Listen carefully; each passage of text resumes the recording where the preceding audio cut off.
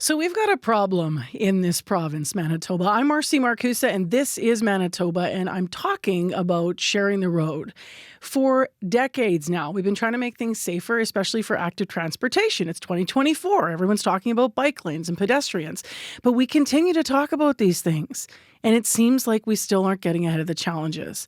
So today on the podcast, we are going to hear from two people, one who bikes to work, one who walks to work. They've been doing it for years. But they say on a daily basis, they face some kind of a threat, like cars banging into their elbows. So we're going to hear more about that. That and a little bit of fun in the podcast today, too.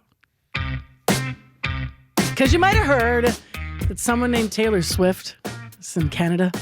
So coming up, we're going to hear how some Manitobans have been celebrating that. One of them already in Toronto, getting ready to spend her cash. Speaking of which, how much cash does Taylor Swift bring to an economy when she rolls into town? We're going to hear that as well on the podcast today. But as I mentioned, we are starting looking at the challenge we have, sharing the road. This is Manitoba. I'm Marcy Marcusa.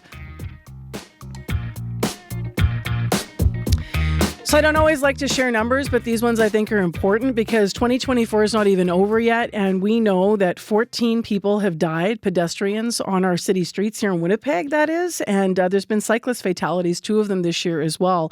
That number is the highest in terms of fatalities in the past 5 years in our community. And we wanted to know what it's like out there. So here's the conversation with Patty Weens, who's a frequent cyclist, and Melissa Moyney, who's an avid pedestrian and walks nearly everywhere. Your bike is actually, I have to say this, because your bike has a name. Yes, her name is Taylor Swift. So if anyone has tickets for any of the shows, I'll be taking that off your hands. I suspect, we'll see. I suspect it may not happen, though. I'm just wondering. Really? On the line with us as well to talk about her experiences on Winnipeg streets, Melissa Moyney. Good morning, Melissa. Good morning. So, Melissa, you're a pedestrian. You walk. How often do you walk? Oh, I walk everywhere. Yeah. You recently had a bit of a close call. Can you tell us what happened? It was on Remembrance Day. I had just gotten off work. I only have to walk 1 kilometer home and cross 2 lighted intersections. And as I'm waiting to cross the street at the light, and I wait patiently to cross the street every day. I look both ways. I look around and behind me for any cars that might be turning, and I wait my turn to cross. I start to cross, and oftentimes what happens is, because there's only a 4-second lead pedestrian interval before the cars get the green light to proceed with caution. A lot of cars see that green light and they just go. And it doesn't matter if I'm in the crosswalk or not. And so what had happened on Remembrance Day is I was in the crosswalk. I'm wearing a yellow jacket. I waited for the light. I'm in the middle of the cross light. I have my flashlight on my phone to make myself more visible so that people can see the light. And this car, they get the green light and they come towards me. And I start waving my flashlight around so that they can see me a little bit more. And he just kind of like swerves around me. And I lose my mind in that moment. And I yell at him. It's like, do you not see me? I still have 5 seconds left on this countdown for the timer to finish crossing the street. And this guy becomes so enraged. He pulls over on a side street after the intersection, gets out of his car, waits for me, and then yells at me. And I just couldn't believe it. I told him he's supposed to wait for pedestrians to finish crossing the street before proceeding. And he nearly just mowed me down. He told me to do better. I'm going to ask Patty for her experiences on a bike right away, but I just want to ask you one quick question here to follow up here, Melissa. As a pedestrian in Winnipeg, how often do you feel like you're in danger because of traffic? And maybe has the idea of you being blamed, as you put it, in this situation, is that something you felt before? It's definitely something I've felt before. I can walk everywhere, as I said. So this happens quite often. I would say at least once a day. Once a day, what? A close call or? Once a day where a car will be coming towards me and then not really realize that I'm in the intersection. And then they'll either stop or they will go around me. Got it. It's quite often. Like it's pretty much every day, at least once. Actually, on my walk home on Remembrance Day, it happened twice, but one car stopped. And then the other guy just swerved around me and then yelled at me. So Patty, I've heard before that if you're a cyclist in this city, that it's people sort of are casual about saying, "Oh yeah, you expect to be hit." Is that right? Correct. How often have you had run-ins where it's been a close call or something's happened? I'm lucky. I only have 4 blocks where I interact with drivers during the summer. In the winter, it's longer. It's more because I take the shorter way to work. But I would say that for those 4 blocks, it's the 4 blocks I feel most scared. Drivers not giving me the right of way when there's parked cars, when there is a right turn on red and I'm at the intersection. One driver grazed my elbow because he just had to make that right turn. Even though the light was about to turn green, there's this impatience, this rush, this hurry, this anger. It's like they don't want to be in their car, but they don't want anyone in their way either. So when you say grazed your elbow, what do you mean? Actually He touched you my with the elbow. car? Yes, with his car, with his mirror, and then yelled at me to get off the road, add expletive. Can you tell me what stretch you are interacting with cars? Like on your commute, where is that? So I take 2 blocks south of Portage here, right before Broadway, cross Broadway and go to Westminster. Then I'm on a bike lane. Then I'm on Wolseley, which is a different problem. Drivers are not respecting the 30-kilometer speed limit. Those speed bumps are more like speed ramps right now. So why does 30K matter? Because this is sort of at the heart of the conversation. How much of a difference would that make to you as a cyclist if it were lowered? Not just on Wellington, which precipitated the conversation, but across the city, just to think about that idea. Well, I'm on an e-bike and I can hit 30 kilometers if I'm going really fast, right? So think about that. We would be about the same speed. Most regular bikes, most people ride at about 20 kilometers. So you don't have that speed differential, right? And when people are forced to go a little bit slower, they're also paying more attention. So that's why it's so important. It's also important for pedestrians. When you're crossing and someone's going, if the speed limit is 50, people are going 60. We know this. Right? Patty, what about for you? Pardon me, not Patty. Melissa, what about for you? What difference would it make as a pedestrian if the speeds were slower, or would you be looking for other infrastructure to make you feel more confident walking around? I think it's truly a combination. I mean, I would love better infrastructure, but slower speeds would definitely be a good place to start. Whoops, I turned my mic off. What better infrastructure when you're saying you would love better infrastructure? Are you talking crosswalks, wider sidewalks? Like what for you as a walker would be good? Oh, wider sidewalks would be absolutely great, and proper maintenance of them would also be awesome so that we don't have to go on the street in winter when the sidewalks are unusable. That would be excellent. But the other thing that really bothers me is that conflict between the timing of the lights. So many intersections give cars the green light to proceed with caution through a turn, even though there's an active crossing light for pedestrians. And that happens so many places across the city, and that's most often where I have my conflict. It's turning cars who don't see that there's also an active crossing light and also a pedestrian in the crosswalk. I want to spend our last 2 minutes here talking about what is happening in terms of politically, because we have this motion that's just been put forward about Wellington, but we also know that we've been talking about this for years and years and years. So the mayor's on tomorrow. I'll start with you, Patty.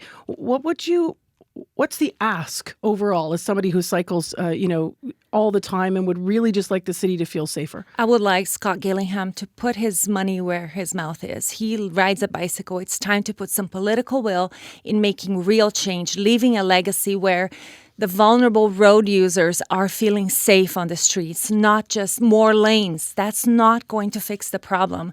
It would cost a fraction of what it would cost to widen Keniston to finish our bicycle network in the city, and it could be done quickly.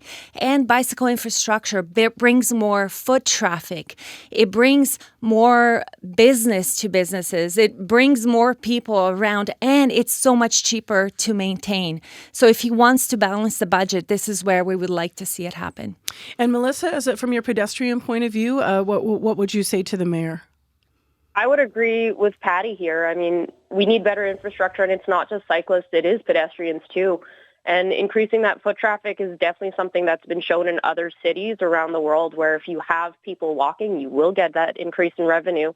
And the cars have a lot more weight and damage to road infrastructure, and just adding one more lane just has this effect of induced demand and putting that more stress. Like, we have so much road that we can't afford to maintain, so give people viable options.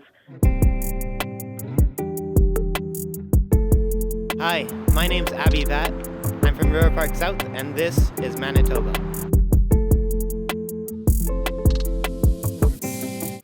So we're going to age ourselves here just for a second, only because Taylor Swift was nowhere near born when I was going to my big concert. And you, Abby, back in the day, went to a big concert that you recall. 24 years ago in the UK, that album dropped from Craig David's Born to Do It, and there was a concert, raising support for this local born art, and he was just blowing. He started as a local, just a club DJ, and they dropped the album, and he needed support, and there were concerts at the London Arena, and I was like, I have to be there. And a young Abby Adeyemi was there. I was there. How excited were you? Like, do you remember what you wore? Like, what was it actually about for you? These were the days of, you need to keep your sneakers white. Oh, yeah. Okay, let's just take a minute here, because for those of you new to the podcast, sneakers are not just shoes to Abby. Like, this is like, it's important. Very important. So imagine me polishing my sneakers. I can imagine and that. just keeping it white from Monday up until the weekend of that concert, because one of his musical videos was about his sneakers being stepped on 7 days. So you were showing off your kicks. I was also showing off my kicks. I would like you to imagine me in my 20s. This is the late 90s now, and I'm going to Lilith Fair. So my hair is shaved up the back. It's bright red. I've got some cheesy glasses on like Bono from U2 that I look terrible in. But that was the style. And Lilith Fair was celebrating women artists. And I was going with my friends from Manitoba. And we were going to see these women artists. And Sarah McLachlan, it was her first tour. It was a really big deal.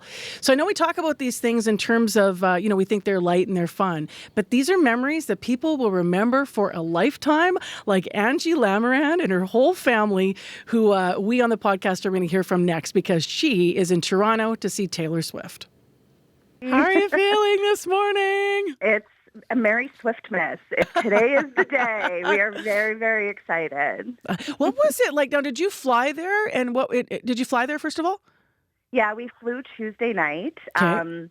It was very exciting. We spent the day here yesterday. What we did was we got up and we went and got our merch. And the scene at the Rogers Centre was just so fun. They have the friendship bracelets outside, the giant ones on the building. All the people were lined up and they were playing Taylor Swift. They were already trading bracelets. My granddaughter traded bracelets with a ton of people. And it was so awesome. And that's just like a sneak peek of what tonight's going to be like. Could you already feel it on the plane? Like, did you look around and know who other Winnipeg Swifties or other Swifties? Yeah, we saw the bracelets. That's like the beacon. Yep. And then when you land in Toronto, do they have like a big banner, or like could you already feel it in the airport? It's a big airport, so I'm not sure. No, not as much in the airport, but once we got on the highway, we saw billboards. We love you, Taylor. Just all different like Christmas lights that say Swiftmas, and there's all kinds of signs everywhere. Some people who aren't Taylor Swift fans might not know sort of how the bracelets thing became a thing, or what's behind it. Can you give us like the 101 on the bracelets? From my understanding, I'm not like a Swiftie and know all the lore. Mm-hmm. I'm a fan. My granddaughter and daughter are super fans. But I think that it just started with Swifties, and they just started trading bracelets, and it just kind of exploded with like anything with the Swifties. Like once they kind of latch on to something that's good, they just keep going with it. So, who's all there with you? I said entire family. So how many of you are going to the show tonight? There's 4 of us. Okay. My husband and I are taking my daughter who's 30 and my granddaughter who's 8. And it's my granddaughter's first big concert. Wow. So yeah, it's really special. I've never been in Toronto with her, so that's new too. We've traveled together a little bit, but this trip feels really, really special. And you guys are concert goers anyway, I understand, like you and your husband. So you understand about that making memories thing. In terms of being there, and you mentioned being in line for merch yesterday or getting some merch, how long was the lineup for merch? Like, are the crowds really built, or are you still able to move around? Yes. Okay. So it was the first day that the merch was on sale, and they had bike rack outside for pardon me. It's okay. Like a super long way outside the Rogers Centre. By the time we got there, it had been open for a couple of hours. So, but they, pardon me, they were sold out of some items. So they restock every morning. So if there's key items that you want to get, I would line up early. If it doesn't matter as much if you want a concert T-shirt or even a hoodie, there was lots of stuff for us, and we got there at about 11:30. So you could choose from We waited about an hour in line. Yeah. There's people here back home who are, if you're going to the show, then you're excited and feeling like, ooh, you know what's coming. Yeah. There's other people that are going to be going, oh. I know. How many times have you been asked how you got tickets, and what's the answer to that question? How we got tickets is we all signed up for the lottery for Verified Fan, and my daughter's best friend signed up as well. Shout out to Cheyenne, and she's not a Swiftie, and she got a code. So we were able to, I was able to log in through her account and get the tickets. So we got them on the on-sale day. What do you think? What do you think? Sorry to interject here. I wonder what the appeal is. You said you're a fan, but your granddaughter is, a super fan. What is the appeal of Taylor Swift? I just think that she's like a beacon for good. And I think that, her music and lyrics are super empowering, and she's putting on probably one of the most spectacular shows ever to be put on. So for me, as just a concert fan, live music fan, I want to see it. So it's always interesting to me because we often hear about how much that sweatshirt that Angie said, she's going to be buying might cost when we talk to fans. However, these shows, Taylor Swift, when she comes into town particularly, can kickstart an entire segment of the economy. And that is going to be happening in Toronto. We have numbers to look at that with CBC's business columnist, Rubina Ahmed-Haq. So are you a Swiftie? Let's just get this out of the way. I'm not. I'm one of those strange people that I've never really been a huge diehard fan of any artist. And I think that this is also true. But I appreciate her, and I think that her music is amazing. But I'm not spending tens of thousands of dollars to go see her. I am completely in your camp as well for all of those things. Completely appreciate her talent. Wouldn't call myself a Swiftie, but man, people are spending huge money to go and see the show, but also to spend in Toronto. So if you had to put a dollar figure on it, how big is this economic impact that Taylor Swift can have on cities? So economists are saying that in the United States, that the economic impact has been $5 billion. And to put that into perspective, that is the GDP of 50 nations. And that is the combined GDP of the 30 poorest nations in the world. So her economic impact is huge. Destination Toronto this week came out with some numbers of what they expect the economic activity is going to be. And they're saying it's going to be $282 million. And so it could surpass that. And that's in direct spending that people are going to do on hotels and restaurants and other things. It's not including the ticket sales or the merchandise sales, because that does not go back into the local economy. Why aren't more cities bringing artists like her in then? What's the cost of actually doing this up front for a city, I guess? I believe most cities would love to have Taylor Swift come visit, even if it was in a small way. Even one small mall visit would create so much economic activity. But, you have to have the venue to put on a concert like this. There was a time, remember, when she didn't have one Canadian concert tour date, and then there was this huge push, and now she's got almost 10 dates in the country, in Toronto and Vancouver. And so definitely cities, especially bigger cities like Montreal and Ottawa, Saskatoon, if you have the venue to put it on, I believe that the municipality would love for her to come. But she is, in the end, just one person, and she's been touring now, it feels like, for years. And it's about really making yourself attractive and making sure that that's somewhere where she feels that she can do several concerts. Just to revisit some of the numbers, how much are concert goers expected to spend on average? So the average spend is expected to be around $1,700, and that's outside of ticket sales and merchandise sales. So this is on things like restaurants and hotels. Maybe if you're in the city of Toronto, you may go visit the CN Tower or go see a show, especially if you're coming all the way from Manitoba. It definitely is a boost for the city because when people are here, they don't just go to the concert. They do other things. They take public transit. Even the TTC here is saying that they're going to see a revenue boost in the next 10 days or so of people being in the city and using public transit more robustly, and that's going to bring money and tax revenue as well into the coffers. In terms of the actual number, just to reiterate it here, what is this expected to translate to for the Canadian economy once again? So for the city of Toronto, it's expected to be $280 million. And so you can expect a similar kind of number in Vancouver. So you're looking at a $500 million economic impact of artists coming into the country and putting on these concerts. And that is not just in the cities. It's the surrounding areas as well. They've been putting on events for the last several months. I know in my own town, there's been several Taylor Swift themed events going on that people have been attending. So it's not just these few days, it's all the days running up to it as well where people have been spending money. So Mars, Craig David was local, and this concert I attended back then some 20 years ago, I had to support this local boy growing up. I bought lots of cassette tapes and CDs that I played like forever till it started to skip in the car that I had to when you have to blow on them or add facial powder just to make it roll well on the lens. I had to do that, but I know I did my part supporting that local artist. I did not in Edmonton. Just listening to that whole thing about Swiftonomics, right?